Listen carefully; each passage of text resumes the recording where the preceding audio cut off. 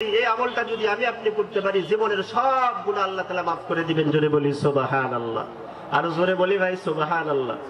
মুসলিম শরীফের 597 নম্বর হাদিসের মধ্যে আল্লাহর রাসূল সাল্লাল্লাহু আলাইহি সাল্লাম বলেন, মান সাব্বাহাল্লাহু ফি দুবুরি কুল্লি সালাতিন 33 আল্লাহর রাসূল বলেন, সাহাবীরা শুনুন, যে ব্যক্তি প্রত্যেক ফরজ নামাজের পরে 33 বার সুবহানাল্লাহ বলবে, ওয়া হামিদাল্লাহ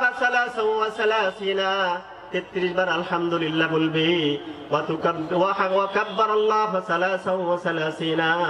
33 বার বলবে, আল্লাহু আকবার 33 বার সুবহানাল্লাহ 33 বার আলহামদুলিল্লাহ 33 বার আল্লাহু আকবার বলবে, ফাতিলকা 99 বার হয়ে গেল। আল্লাহর রাসূল বলেন ওয়া ক্বালা তামামাল মিয়াতি, এই 99 বার বলার পরে যদি 100 নাম্বার পরে এই দোয়াটা পড়ে, লা ইলাহা ইল্লাল্লাহু ওয়াহদাহু লা শারীকা লাহু লাহুল মুলকু ওয়া লাহুল হামদু ওয়া হুয়া আলা কুল্লি শাইইন কাদির।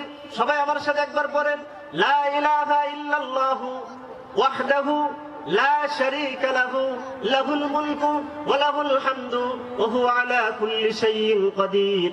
আল্লাহর রাসূল বলেন যে 33 বার সুবহানাল্লাহ বলল, 33 বার আলহামদুলিল্লাহ বলল, 33 বার আল্লাহু আকবার বলল, আর শেষবার এই দোয়াটা পড়লো, লা ইলাহা ইল্লাল্লাহু ওয়াহদাহু লা শারীকা লাহু লাহুল মুলকু ওয়া লাহুল হামদু ওয়া হুয়া আলা কুল্লি শাইইন কাদির। আল্লাহর রাসূল বলেন, গুফিরাত খাতায়াহু ওয়া ইন কানাত মিসলা যাবাদিল বাহরি। আল্লাহর রাসূল বললেন যে এই আমলটা করতে পারবে, এই ওই বান্দার গুনাহ যদি জমিন থেকে নিয়ে আসমান পর্যন্ত হয়, বলে সমুদ্রের ফেনা পরিমাণও যদি তার গুনাহ হয়, এই দোয়াগুলো 5 ওয়াক্ত নামাজ পড়ার কারণে আল্লাহ রাব্বুল আলামিন তার জীবনের সমস্ত গুনাহগুলো ধুয়ে মুছে পুত পবিত্র বানায়া দিবে। জোরে বলি সুবহানাল্লাহ।